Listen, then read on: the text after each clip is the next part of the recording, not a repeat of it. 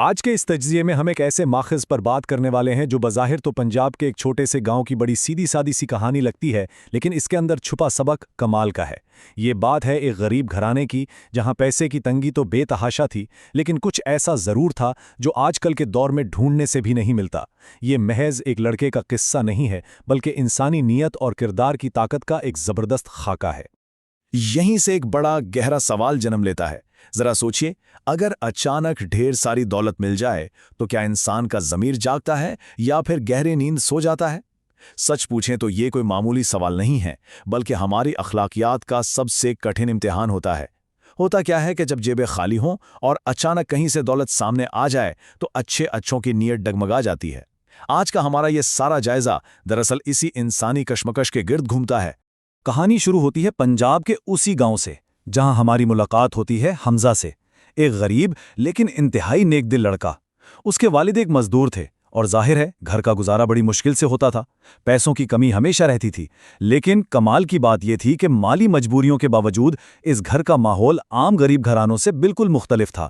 وہاں مال و دولت تو نہیں تھی، مگر وہ گھر سچائی اور عبادت کی دولت سے مالا مال تھا، اور سچ مچ یہی وہ بنیاد ہے جو آگے چل کر حمزہ کے کردار کو سمجھنے میں ہماری مدد کرے گی۔ اگر حمزہ کی روزمرہ زندگی کو دیکھیں تو وہ حیران کن حد تک منظم تھی۔ صبح کا آغاز کیسے ہوتا ہے؟ فجر کے وقت اپنی والدہ کے ساتھ اٹھنا، سورج نکلنے سے بھی پہلے وضو کرنا اور سیدھا مسجد کا رخ کرنا۔ اتنی چھوٹی عمر اور اس قدر روحانی لگن، یہ واقعی حیرت کی بات ہے۔ اس روٹین سے صاف پتہ چلتا ہے کہ اس کی تربیت میں دنیاوی خواہشات کے بجائے روحانی سکون کو کتنی اہمیت دی گئی تھی۔ لیکن ہوتا کیا ہے کہ جب کوئی معاشرے کی عام ڈگر سے ہٹ کر چلتا ہے تو اسے کیسا رد عمل ملتا ہے؟ حمزہ کے ساتھ بھی یہی ہوا۔ اس کی یہ لگن اور یہ مختلف انداز زندگی گاؤں کے باقی بچوں کی توجہ کا مرکز بن گیا، اور یہ تو ہم سب جانتے ہیں کہ جب سچائی اپنا راستہ بناتی ہے تو اسے اکثر دنیاوی رویوں اور طنز کا سامنا کرنا پڑتا ہے۔ معاشرے کا دباؤ کتنا زیادہ تھا، اس کا اندازہ اس بات سے لگایا جا سکتا ہے کہ گاؤں کے بچے اس کا باقاعدہ مذاق اڑاتے تھے۔ وہ کہتے، ارے اتنی چھوٹی عمر میں اتنی عبادت، جاؤ جا کر کھیل کود بھی لیا کرو۔ یہ طنز دراصل اس عام سوچ کی عکاسی کرتا ہے جو مانتی ہے کہ بچپن تو صرف کھیلنے کودنے کے لیے ہے اور عبادت تو شاید صرف بڑھاپے کا کام ہے۔ یہ روزمرہ کی وہ تنقید تھی جو کسی کو بھی اپنے راستے سے ہٹانے کے لیے کافی تھی۔ مگر ان باتوں پر حمزہ کا رد عمل کیا تھا؟ وہ غصہ نہیں کرتا، کسی سے الجھتا نہیں، بس مسکرا کر ایک ہی بات کہتا ہے، جو اللہ کو خوش کرتا ہے وہی اصل خوشی ہے۔ یہ الفاظ دکھاتے ہیں کہ اس کی اخلاقی بنیادیں کتنی مضبوط تھیں۔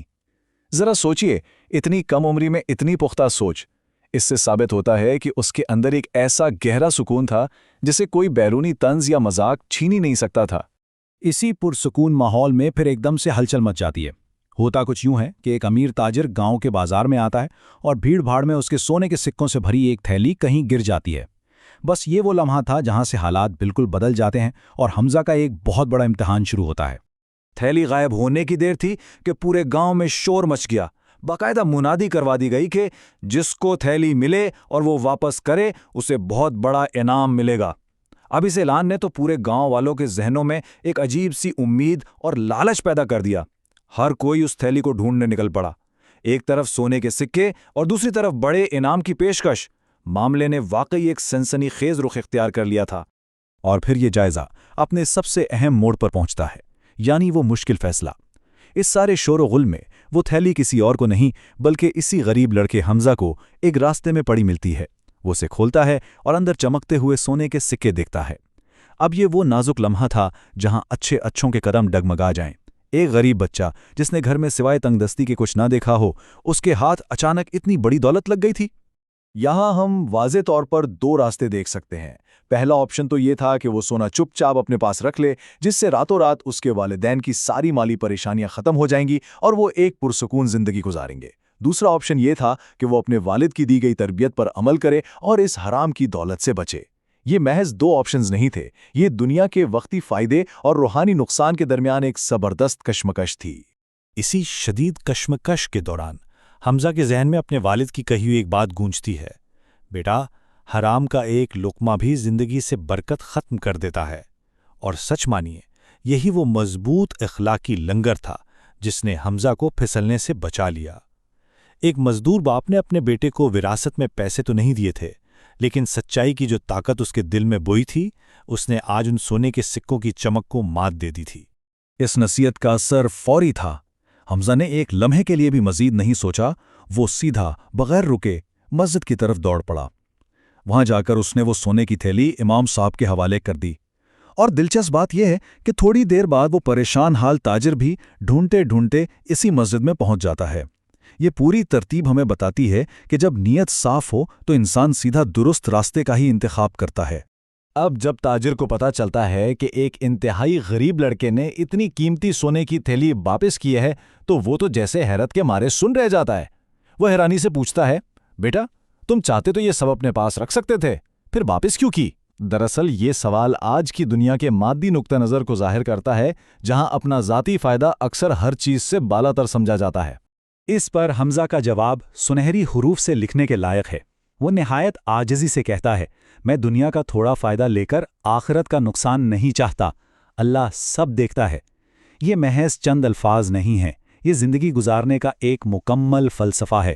یہ جواب سن کر مسجد میں موجود تمام لوگوں کی آنکھیں نم ہو گئی۔ ایک چھوٹے سے بچے نے ان سب کو زندگی کا وہ سبق دے دیا جو شاید بڑی بڑی کتابیں بھی نہ دے سکیں۔ اور کہتے ہیں نا کہ سچائی کبھی رائگاں نہیں جاتی۔ حمزہ نے وہ تھیلی کسی دنیاوی انعام کے لالچ میں ہرگز واپس نہیں کی تھی، بلکہ صرف اپنے ضمیر اور رب کی رضا کے لیے کی تھی۔ لیکن ہوتا کیا ہے کہ جب ہم اپنے اخلاقی اصولوں پر ڈٹے رہتے ہیں تو روحانی سکون کے ساتھ ساتھ قدرت دنیاوی ثمرات بھی عطا کرتی ہے۔ اس ایک سچے عمل نے کیسے راستے کھولے، یہ دیکھنا واقعی کمال ہے۔ تاجر کو اس کا سونا واپس مل گیا۔ وہ اتنا زیادہ خوش ہوا کہ اس نے فوراً حمزہ کے مزدور والد کے لیے ایک بہترین اور باعزت نوکری کا بندوبست کر دیا، اور یہی نہیں، حمزہ کی تعلیم کا سارا خرچہ بھی خود اٹھانے کا اعلان کر دیا۔ یعنی ایک لمحے کی ایمانداری نے اس خاندان کی ساری مالی پریشانیوں کو ہمیشہ کے لیے ختم کر دیا، اور وہ بھی بالکل حلال اور باعزت طریقے سے۔ یہ واقعی ایک کمال کا ڈومینو ایفیکٹ تھا۔ اس واقعے کا اثر صرف حمزہ اور اس کے خاندان تک محدود نہیں رہا، اس ایک چیز نے پورے گاؤں کی سوچ کو ہی بدل کر رکھ دیا۔ وہی گاؤں جہاں کبھی بچے حمزہ کی عبادت کا مذاق اڑاتے تھے، وہاں اب ایک نیا کلچر، ایک نئی سوچ جنم لے رہی تھی۔ حمزہ جو کبھی طنز کا نشانہ تھا، اب راتوں رات پورے گاؤں کے لیے ایک شاندار رول ماڈل بن چکا تھا۔ اور یہ تبدیلی کتنی گہری تھی! اب پورے گاؤں میں لوگ اپنے بچوں کو باقاعدہ یہ نصیحت کرنے لگے تھے کہ اگر کامیاب بننا ہے تو حمزہ جیسا سچا اور دیندار بنو۔ سچائی نے معاشرے کے طنز کو مکمل طور پر عزت اور احترام میں بدل دیا تھا۔ یہ اس بات کا ثبوت ہے کہ کردار میں اتنی طاقت ہوتی ہے کہ وہ پورے معاشرے کی سوچ کا دھارا بدل سکتا ہے۔